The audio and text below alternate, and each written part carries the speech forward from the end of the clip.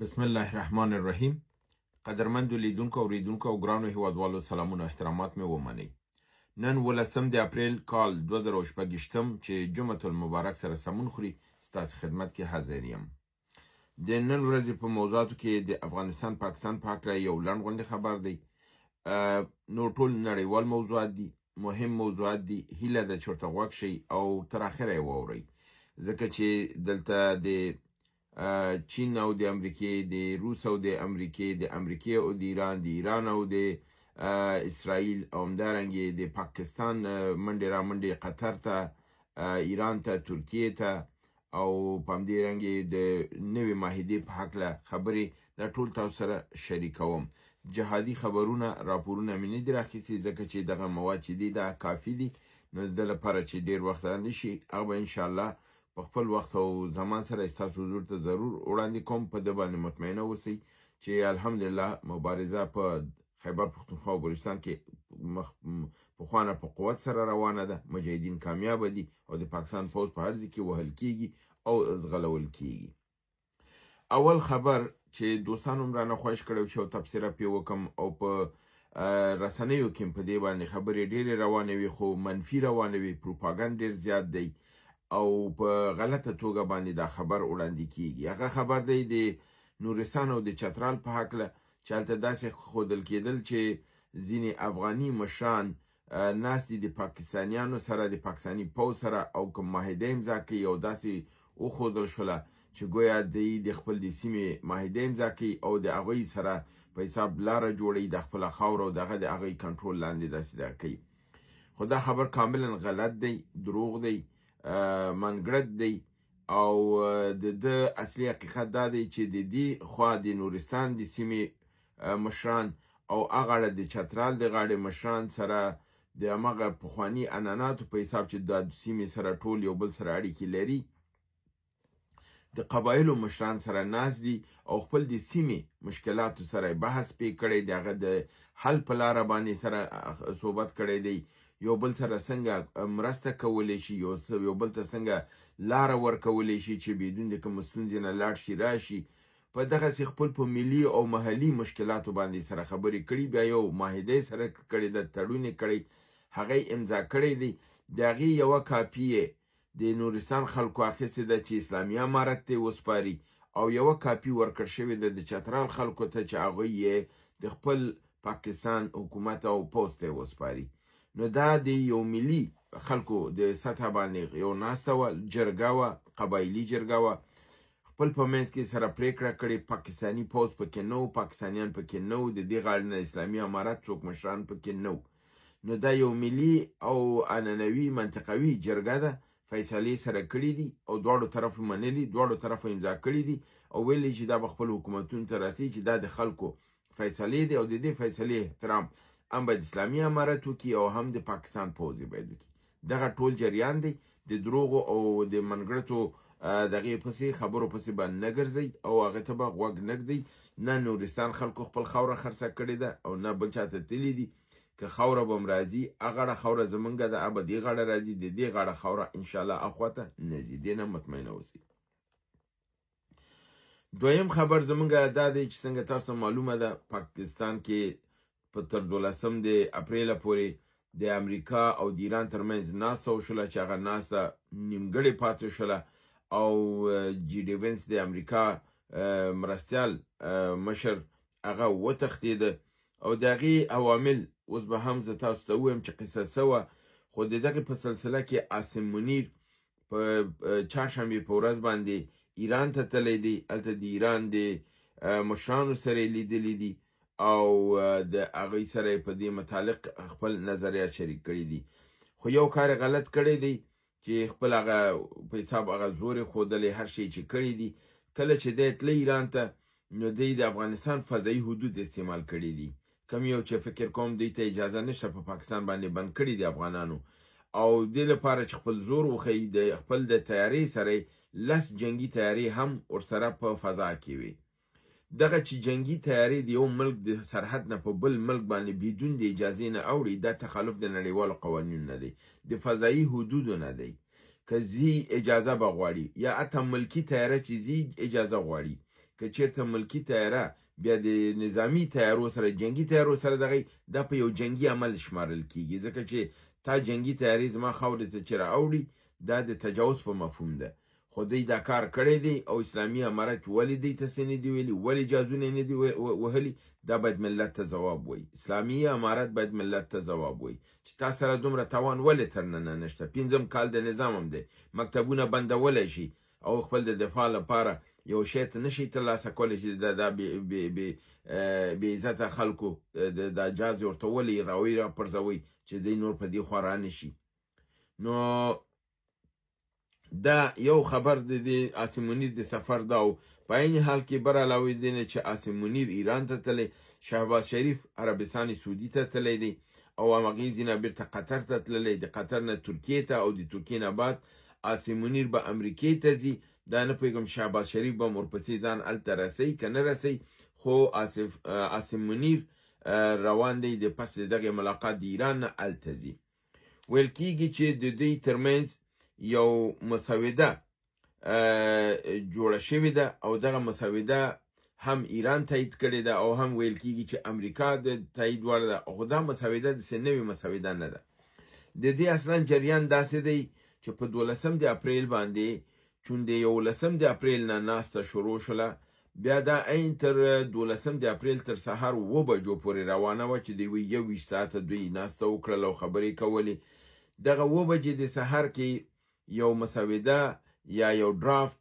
تیار شو چې د دواړو غاړو نه د هغې دواړو مسایل پکې لیکل شوي وو چې په تفاهم ته پرې رسېدلي وو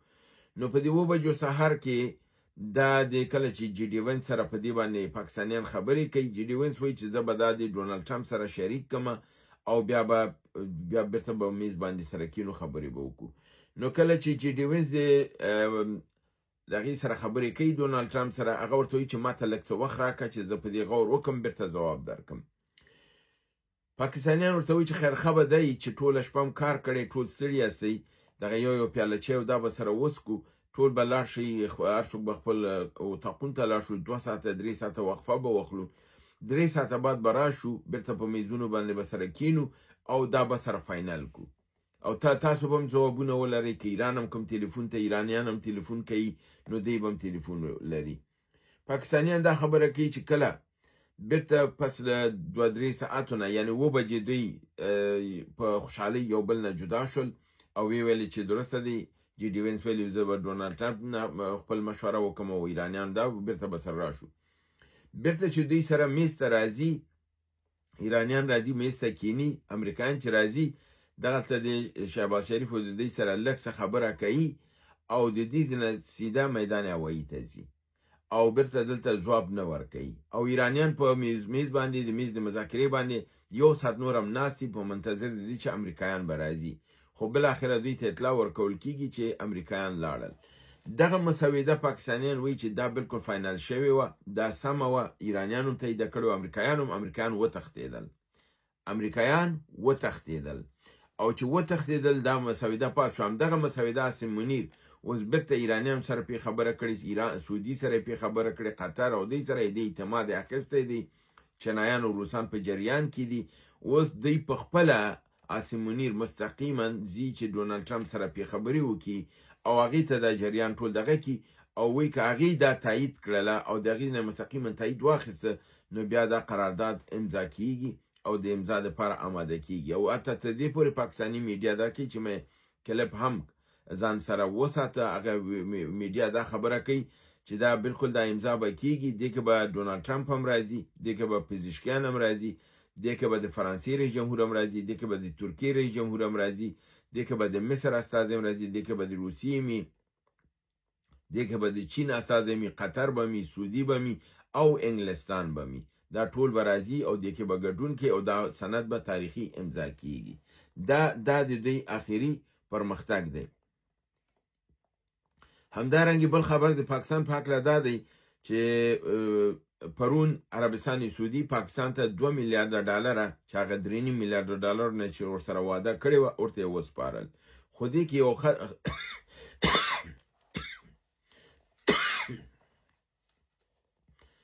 معذرت غواړم خو په دې کې یو ټکی دا دی چې ډېر مهم دی چې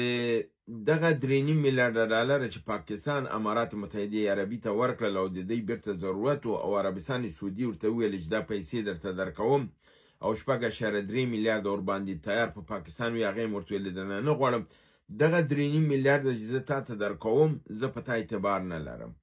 د دې په مقابل کې به ماته یو شی راکړي چې دا ته چې کله زه پیسې وغواړم ته ماته پیسې مې راکړې زه به ستا دا جنس تاته درکم نو د دغې په مجموعاً چې ټول 10 میلیارډ ډالر جوړیږي یعنی 4.3 میلیارډ پخوانی وي د سعودي او 3.5 میلیارډ دا نورې ورکوي چې 2 میلیارډ ورته پرون ورکړي 1.5 میلیارډ به نوره ورته ورکوي چې دې نه څه کم 10 میلیارډ ډالر جوړیږي د په مقابل کې تېنه 18 دانې تیارې ضمانت کې اخیستې دي او ویلي دا تیارې به زموږ په خدمت کې موږ به دا الوزو استعمالوو به دا 18 تیارې چې هر یوې یعنی په 15 F-16 خو 15 میلیون ډالر ارزښت لري دغه 18 تیارې تېنه برمته کړي دي او په ضمانت کې تېنه اخیستې ویل چې کله پیسې دې راکړلې تیارې به دې ویسي نو پاکستان څخه دا پیسې 10 میلیارډ خو په 10 کالو کې هم نشي ورکولی دا تیارې یې لاړې وایم یاره دا تیارې خو یې لاړې نو دا خبره ده چې دا د دوی دا یو ډیل دوی کړی دی او ډېر شرماوره ډیل دی چې دوی دومره اعتماد نه لري خلک پرې باندې اعتماد نه کوي په د پیسو مقابل کې اوس نه جنس ترې نه اخلي تیارې ترې نه اخلي او دوی خو تاسو ته معلومه ده چې دوی مشرف خو لیکلي دي چې دوی په امریکا ته د توریزم په جنګ کې چې امریکا ورته ویلي چې در ما سره نشي د عصر حجر ته دې رسوم نو دوی هغه خپل کتاب کې هغې خپله لیکلي چې موږ ښځې هم ورکړې میندې هم ورکړې نیاګانې هم ورکړې ټول هم ورکړه دوی د پیسو لپاره هر څه کوي الله دې په موږ تاسو خیر پېښ کړي بل خبر زما دا دی چې ډونالډ ټرمپ وایي چې زه کولی شم ایران په ظرف د 1 ساعت کې د نړۍ د هستۍ له مخې نه مکمل توګه باندې ختم کړم زما پوښتنه دا ده چې دا 40 ورځې نور تا څه کول تا جک وهل د 40 ورځې چې تا جنګ وکړو 18,000 حملې دې وکړې او اته ماشومان دې ونه بخل نو په دې 18,000 عملیاتو په عوض ولې تا دغه چې وایي چې زما ختمول چې ولې دې ختم نه کړ بنان دا معلومیږي چې دروغ وي او دا دروغ چې دی سر او خپې نه لري سر او خپې نه لري هر څه ختم دي بل خبر دا دی چې امریکا دغه کوم یو نوې کشتۍ چې زه د 2 ورځې تاسو خبرونه کوم چې دی هغه بله کشتۍ د اسلحې راورسېدله ځکه دوی د تنګي هرمز بندولو اعلان هم وکړو د جنګ اعلان هم کوي د حملې بریدونه ځکه چې اسلحه یې را رسېدلې دغه اسلحې میزایلونه د چین په مقابل کې ځای په ځای کړي دي او د دې په مقابل کې چین هم خپل دفاعي سیستم آماده کړی دی د امریکا خواته او ویل کېږي چې حالات خطرناک دي او د جزترین د خطا سره ممکن ده چې د چین او د امریکای ترمنځ جنگ ونښلي بل خبر دا دی چې یو امریکایي جنگي بیړۍ د چینایانو کشتۍ وهلې ده او دا کشتۍ د چینایي وه د سیمه کې راغلې وه دوی وهلې ده د دې د کومک لپاره ایرانیان رسېدلي چینایانو کومک ته او د دې جنګي کشتۍ رسېدلي خو دا خبر تر اوسه نه امریکایانو تایید کړی دی نه چینایانو خو په خبري رسنیو کې دا نشر شوی دی تایید شوی لا نه دی همدارنګه سرګي لاوروف د روسیې د بهرنیو چارو وزیر وایي چې یورانیم غني کول د ایران مسلم حق دی د نړیوال قانوني حق دی او د دې حق نه هیڅوک ایران نشي محرومولی او ویلي دي چې د خپل د یورانیم په حق لا ایران هر یو تصمیم ونیسي موږ به د هغې سره اوږه په اوږه ودرېږو او د هغه سره به مرسته کوو یعنې هغه به تاییدوو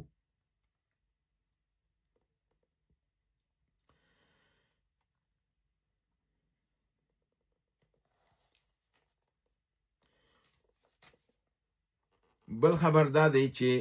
یو امریکایي ډرون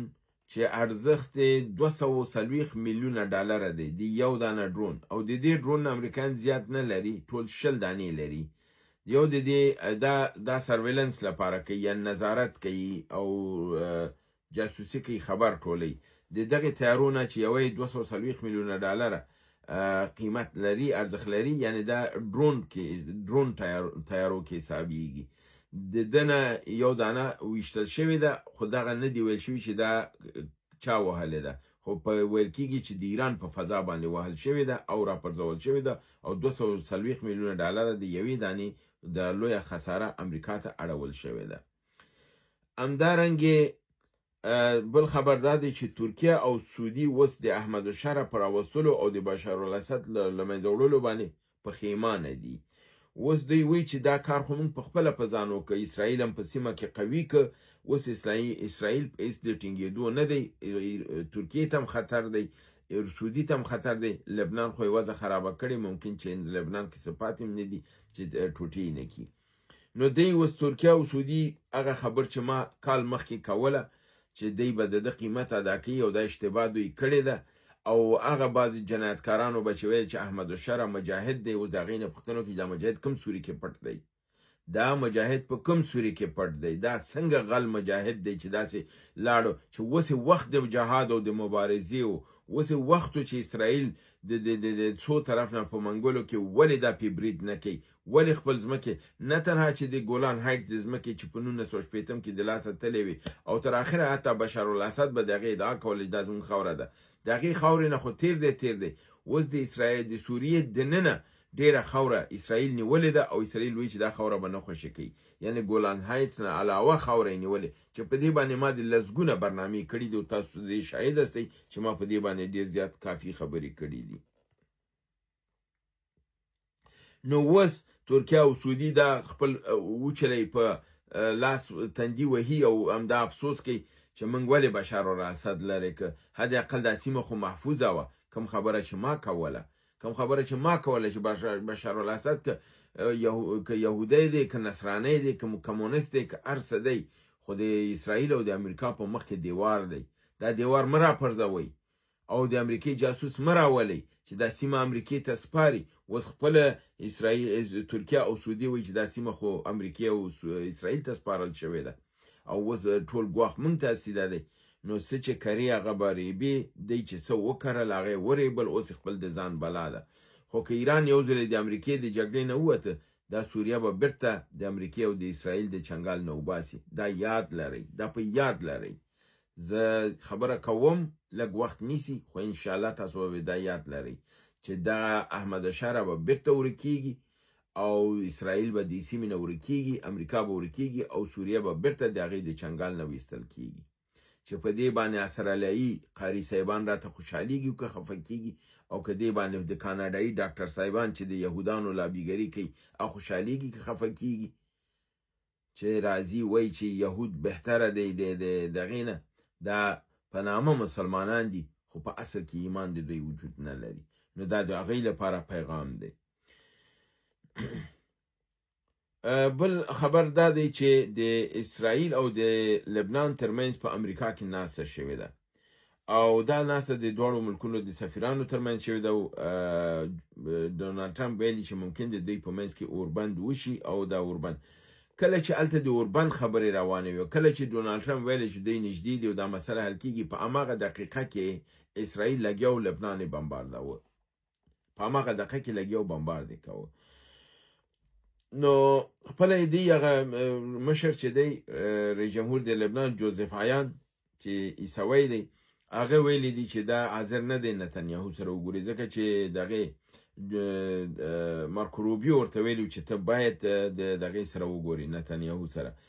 یو علت چې دوی نشي کتلی هغه دا دی چې د لبنان په قانون کې دا ذکر شوی دی که په وړوکې سطح او که په لویه سطح هر څوک د اسرائیل سره په مستقیمه یا غیر مستقیمه اړیکې وساتي، دا د قانون او د خاورې سره غداري ده او جزای اعدام دی، مرګ دی. نو د دې لپاره جوزف عیان خو هغه دی نه در کېږي او همدارنګې صدر اعظم نواف سلام چې دی هغې پاکستان باندې غږ کړی چې زموږ منځ کې هم اوربند وکړي. نو دا غږ یې کړی دی خو د پاکستان خبره اسرائیل چېرته دغه کېږي، پاکستان خپله د هغې لاسپوڅی دی، هغه او اسرائیل خپل پاپیګاکانو ته دانه نه اچوي، هغه کار ترېنه اخلي. نو دی دا غږ پې کړی دی، خو زه فکر نه کوم چې دا مصالحه د دوی وشي، زه فکر نه کوم چې دا اوربند وشي، ځکه په لبنان کې حکومت قوي نه دی، حزب الله قوي دی او که حزب الله په صلح کې نه وي دا سوله ممکنه نه ده او دا راتلونکې نه ده. لکه څنګه چې زه د پاکستان په هکله وایم چې دا کوم جنګ زموږ دلته د دغې سره دی ټي ټي پي پاکستان به سره خبرې کوي، مسله به حل کېږي. په دغه کې چې دی په لبنان کې که د حزب الله سره اسرائیل خبرې وکړي مسله حل کیږي چې حزب الله پکې نه چې دی لس وربنده وکړي هغه وربند نتیجه نه ورکوي کوم ځای ته نه رسېږي هیله ده چې برنامه وګورئ خوښه کړئ او دوستانو سره شریکه کړئ تر بل برنامې چې تاسو حضور ته حاضرېږم تاسو په لوی پروردګار د عالمیانو سپارم وما علینا الا البلاغ